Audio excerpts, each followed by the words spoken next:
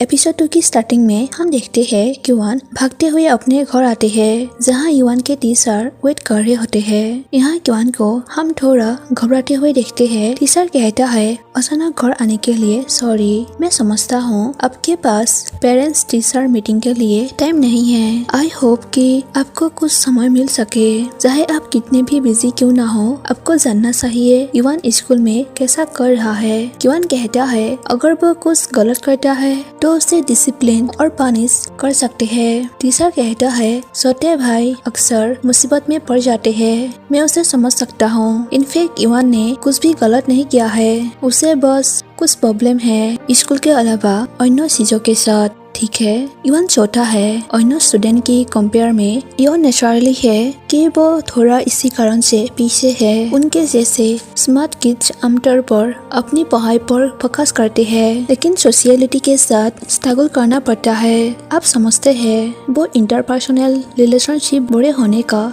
एक important part है। युवान पूछता है क्या उसकी अपने क्लासमेट से नहीं बनती। टीचर कहता है सचमुच यह उतना बुरा नहीं है, पूरी क्लास में वो केवल क्लास मॉनिटर से बात करता है, ब्रेक के दौरान भी वो क्लास में ही रहता है। इसी बात को लेकर टीचर चिंतित है, किसी भी स्थिति में उस पर अधिक ध्यान दो, यही मेरे आने का मेन कारण है। युवान कहता है ठीक है, आपकी कोशिश के लिए शुक्रिया। टीचर कहता है बड़ा भाई पिता के समान होता है, आपके कंधों पर बहुत सारी जिम्मेदारी है, मैं समझता हूँ। बाय द वे हमारे स्कूल में कुछ क्लब है, आप युवान को शामिल होने दीजिए, इससे युवान को अपने क्लासमेट के साथ रिलेशन बनाने में मदद मिल सकती है।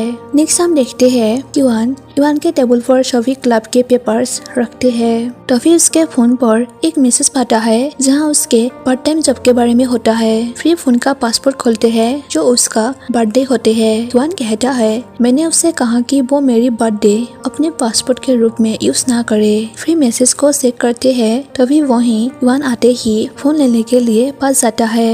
युवान उसे पूछता है तुम्हारे पास पार्ट टाइम जॉब है, क्या मैंने तुम्हें पर्याप्त नहीं दिया। युवान कहता है मैं बस मदद करना चाहता हूँ। युवान पूछता है तुम कैसे मदद कर सकते हो, इस उम्र में तुम्हें मन लगाकर पढ़ाई और मजे करना चाहिए। यदि तुम इतने इंडिपेंडेंट हो तो इनमें से एक क्लब सुनकर ज्वाइन कर लो। युवान पूछता है क्या क्लास टीचर ने आपसे कांटेक्ट किया।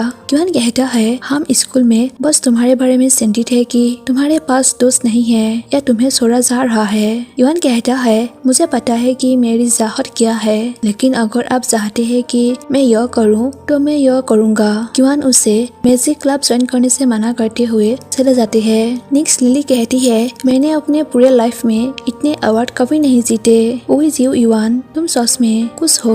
युवान कहता है मैं चाहता हूँ कि तुम इन क्लबों में ज्वाइन हो, कंपटीशन के लिए नहीं लेकिन अधिक सोशलाइजेशन करने के लिए। क्या तुम समझ रहे हो। यहाँ युवान हाँ कहता है। फिर युवान कहता है मुझे कोई आपत्ति नहीं होगी, भले ही तुमने डेटिंग शुरू कर दी हो या शायद तुम इसके बारे में सोचते हो या आउटडोर खेल क्लब ज्वाइन हो, ये तुम पर डिपेंड करता है। युवान कहता है हाँ मैं समझ गया। तभी लिली कहती है वैसे युवान अगले संडे को मेरी प्रेजेंटेशन है, प्रेजेंटेशन के लिए आना याद रखना। युवान पूछता है तुमने मुझसे क्यों नहीं पूछा। लिली कहती है आप बिजी होते हैं, युवान यह कर सकता है। तभी युवान से कहता है यह सही है, बस इसे मुझ पर छोड़ दो, जब भी संभव हो आपको आराम करना चाहिए। लिली कहती है यह सही है, इसके अलावा मेरे क्लासमेट और टीचर युवान से प्यार करते हैं। फिर युवान प्रेजेंटेशन के बारे में पूछता है। लिली कहती है यह सिर्फ मेरे पॉप डांस क्लब के लिए है, हमें सेमेस्टर में एक बार परफॉर्म करना होगा। युवान से पूछता है पॉप डांस क्लब, तुम्हारी बहन नाचती है। फिर लिली से पूछता है तुम एक डांसर हो फिर भी इतना खा रहे हो, क्या सेन पेंग तुम्हारे साथ डाइट पर नहीं है। अगर वो तुम्हें इस तरह खाते हुए देख ले उसे इसका पछतावा होगा।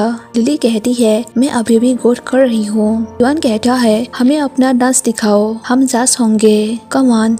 तभी लिली बॉडी को हिलाते हुए दिखाती है। ये देखकर युवान उसे और ही ज्यादा खाने के लिए देते हुए कहता है उस प्रेजेंटेशन के बारे में ज्यादा चिंता मत करो, यह पार्टिसिपेट ही तो है जो मायने रखती है। मैं तुम्हें और अधिक खाने की परमिशन देता हूँ, यहाँ जितना चाहो खाओ। ये देखकर युवान स्माइल कर रहे होते हैं। फिर युवान के पास जाकर कहता है मुझे उसके डांस देखना है। युवान कहता है मैं आपके लिए रिकॉर्ड करूंगा। नाइट में युवान लिली को बाहर देखकर पूछता है इतनी देर से कहाँ जा रही हो? लिली कहती है युआन के लिए पैस खरीदने के लिए। उसने घर का सारा सामान खत्म कर दिया। युआन कहता है पैस? लिली कहती है हाँ, उन्होंने लॉन्ग डिस्टेंस रेस के लिए साइन अप किया, inter school half marathon competition के लिए। वो एक समय में 52 राउंड रनिंग कर रहा है। वो पागल हो चुका है। मुझे यकीन है कि वो इसे पूरा करने के लिए खुद पर दबाव डालेगा, भले ही वो ऐसा ना कर पाए। अभी युआन को युआन के कहे हुए बातों को याद आता है, जहाँ युआन बताता है कि मुझे पता है कि मेरी चाहत क्या है, लेकिन अगर आप चाहते हैं कि मैं यह करूं तो मैं यह करूंगा। तभी युआन भागते हुए युआन से मिलने आते हैं, जहाँ उसका डोर लॉक किया हुआ होता है। युआन कहता है इस घर में कोई भी दरवाजा बंद नहीं कर सकते, डोर खोलो। युआन कहता है मैंने गलती से इसे लॉक कर दिया। वो डोर ओपन करने के बाद युआन पूछता है तुम क्या कर रहे हो? युआन कहता है नोट्स देख रहा हूँ, एग्जाम नजदीक है। युआन पूछता है तुमने लॉन्ग डिस्टेंस रेस के लिए साइन अप क्यों किया? युआन पूछता है क्या आपने मुझसे आउटडोर खेल खेलने के लिए नहीं कहा?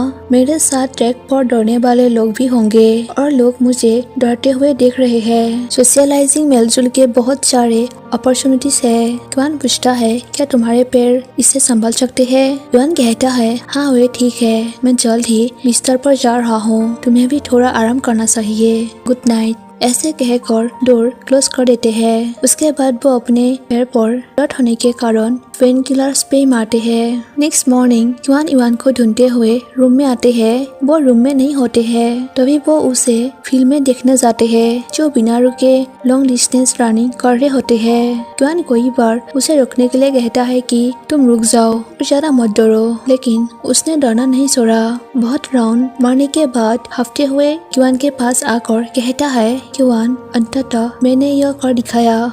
फिर वही बेहोश होकर उसके बाहों में पड़ जाते हैं। नेक्स्ट युआन हॉस्पिटल में होते हैं। युआन उसके लिए काफी ज्यादा चिंतित रहता है। सानपांग हाथ में मेडिसिन लेकर वहीं आते हैं। वो कहता है डॉक्टर लिन ने कहा कि युआन को ऑब्जर्वेशन के लिए यहाँ रहने की जरूरत है। युआन कहता है अपनी आवाज नीचे रखो। फिर कहता है वो एक जिद्दी लड़का है, उस पर लगाम लगाना नामुमकिन है। तभी सानपांग जोर से कहता है उसे वो आपसे मिला। युआन उसे चुप रहने के लिए इशारा करते हैं। तभी सानपांग उसे बाहर बात करने के लिए ले जाते हैं। युआन उसे डोर के पास से रोककर कहता है बस यहीं बात कर लो। सानपांग कहता है मेरा मतलब है वो हर समय आपके चारों ओर घूमता है और इस तरह वो भी आपकी तरह जिद्दी बन गया।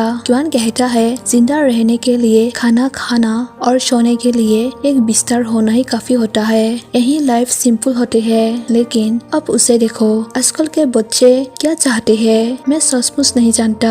सानपांग कहता है मुझे लगता है कि आप लोग बहुत ज्यादा पीछे रह गए हैं, शायद तुम्हें कोई गर्लफ्रेंड मिलनी चाहिए। युआन कहता है तुम जैसे कह रहे हो मानो गर्लफ्रेंड इतनी आसानी से आ जाती है। सानपांग कहता है मैंने हमेशा सोचा है कि आपके घर में एक महिला होगी तो सब कुछ बदल देगा। नेक्स्ट देखते हैं सानपांग उसे कोई लड़कियों से मिलाती है और उसे शुभ साफ तीनों देख रहे होते हैं। युआन को यहाँ कोई लड़की पसंद नहीं आती है। एक लड़की की इयररिंग देखकर उसे अपने बचपन की याद आती है, जहाँ उसकी मॉम उसे काफी टॉर्चर करती है। अचानक उसके तबीयत खराब होने के कारण वॉशरूम चले जाते हैं। युआन डोर न करके उसके तबीयत के बारे में पूछ रहे होते हैं। नेक्स्ट युआन शावर लेते टाइम अपने मॉम के बारे में याद करते हैं, जहाँ उसकी मॉम काफी बीमार होने के कारण उसे मेडिसिन लाने के लिए कहती है, लेकिन युआन उसे मेडिसिन लाकर नहीं देते। उसके किए गए टॉर्चर के कारण उसकी मॉम उसे मर जाने के लिए बुरी तरह से पीटती थी, क्योंकि वो उससे बहुत ही ज्यादा नफरत करती थी। वो ये सब ज्यादा सोचने के कारण चक्कर आते हैं और वो गिर जाते हैं। युआन वहीं आकर उसे रूम में ले आते हैं। नेक्स्ट उसके हेयर ड्राई करते हुए देखते हैं। युआन पूछता है आप ठीक है? युआन कहता है हाँ मैं ठीक हूँ। युआन पूछता है क्या ऐसा हर बार होता है? युआन कहता है उस ना समझ सानपांग के लिए मेरे लिए ब्लाइंड डेट ट्राई करना एक बात है, लेकिन तुम और लिली वहाँ क्यों थे? युआन कहता है हम अपनी होने वाली भाभी को देखने आए थे। युआन कहता है भाभी माय फूड, तुम लोगों का होना मेरे लिए काफी है। युआन कहता है यदि आपके पास कोई पार्टनर है तो यह आसान होगा, है ना? युआन कहता है मैं अकेले ही तुम सबका ख्याल रख सकता हूँ। तभी युआन पूछता है क्या ऐसा है? फिर युआन पूछता है हाँ तुम क्या कहने की कोशिश कर रहे हो? युवान स्माइल करके कहता है, क्या आपको याद है जब आपने पहली बार मेरे लिए मेरे बालों को ब्लू ड्राई करने में मदद की थी? लगभग इसे आग लगा दी। युवान कहता है, तुम बहुत ज्यादा बातें करते हो, ठीक है, मैं बाकी को अपने आप सूखने दूंगा। युवान कहता है, अपने आप सूख गया? हर बार आप इसे आधा गिला ही छोड़ देते हो, ऐसा क्यों करते हो? युवान कहता है, तुमने अभी तक शावर नहीं लिया है, जाओ नहा कर आओ। युवान नाराज होकर कहता है, आप हर बार ऐसे ही होते हैं। ऐसे कहकर बाहर जाते हैं। फिर डोर के पास रुककर स्माइल करके कहता है, युवान आप अकेले नहीं हैं, गुड नाइट। युवान भी स्माइल करके उसे गुड नाइट कहता है। यहाँ युवान बताता है कि हमारे लाइफ में लोग आते हैं और चले जाते हैं, किसी का होना सौभाग्य की बात है। नेक्स्ट शाम युवान को यूनिवर्सिटी जाने के लिए रेडी होते हुए देखते हैं, जहाँ उसकी बहन लिली, जो अभी काफी बड़ी हो चुकी है, वो उसके टाई ठीक करके कहती है, यह टाइम क्या है, आप अभी तक तैयार क्यों नहीं हैं? आज का दिन इम्पोर्टेंट है, आपने जल्दी ग्रेजुएट कर लिया और युवान यूनिवर्सिटी में है, कम से कम मुझे यूनिवर्सिटी लाइफ की एक झलक दो, देखने दो। युवान पूछता है, क्या तुम जानती हो टाई कैसी बांधी जाती है? लिली उसे सोकर कहती है, नहीं, जल्दी करो, युवान और मैं पहले जा रहे हैं। ऐसे कहकर चली जाती है। नेक्स्ट सानपांग एक लड़के से उन तीनों के तस्वीर लेने के लिए कहता है। वो लड़का पूछता है, तुम हो कौन? सानपांग कहता है, मैं उसका भाई हूँ और यह लड़का भी, हम भाई बहन हैं। लेकिन वो लड़का खुद को अच्छे कैमरामैन नहीं होने के बाद कहकर चले जाते हैं। युवान पूछता है, तुम्हारा दूसरा भाई कहाँ है? लिली कहती है, नो आइडिया, मैं भी उसे ही ढूंढ रहा था। फिर वो चिल्लाते हुए कहती है, वहाँ पर। युवान कहाँ थे? युवान हैंडसम दिख रहा है तस्वीरों में। युवान उसके ओर देखकर कहता है, इतनी कम उम्र में ही अट्रैक्टिंग कर रहे हैं। युवान उसे हैप्पी ग्रेजुएशन कहकर फ्लावर्स देते हैं। युवान कहता है, इतना खराब भी नहीं है, मुझे लगता है मुझे ज्यादा चिंता करने की जरूरत नहीं है तुम्हारे दोस्त बनाने के बारे में। तभी सानपांग कहता है, ठीक है, मैं तुम तीनों की एक साथ फोटो लूंगा, चलो एक साथ आ जाओ। जब तीनों पोजीशन पर होते हैं, सानपांग युवान से पूछता है, क्या तुम मुस्कुराओगे? युवान कहता है, ठीक है। ऐसे कहकर वो स्माइल करते हैं और युवान उसके ओर ही देख रहे होते हैं। फिर सानपांग एक अच्छा सा तस्वीर ले लेते हैं। नेक्स्ट देखते हैं, युवान वही फोटो को देख रहे होते हैं। फिर कहता है, मुझे नहीं पता कि यह कब शुरू हुआ, लेकिन मेरी दुनिया सिर्फ उस व्यक्ति के इर्द गिर्द घूमता है। आप अकेले नहीं हैं, मैं हमेशा यही रहूंगा। सो गाइस, आज का एपिसोड 2 यहीं पर एंड हो जाती है। Thank you for watching my video. Bye bye.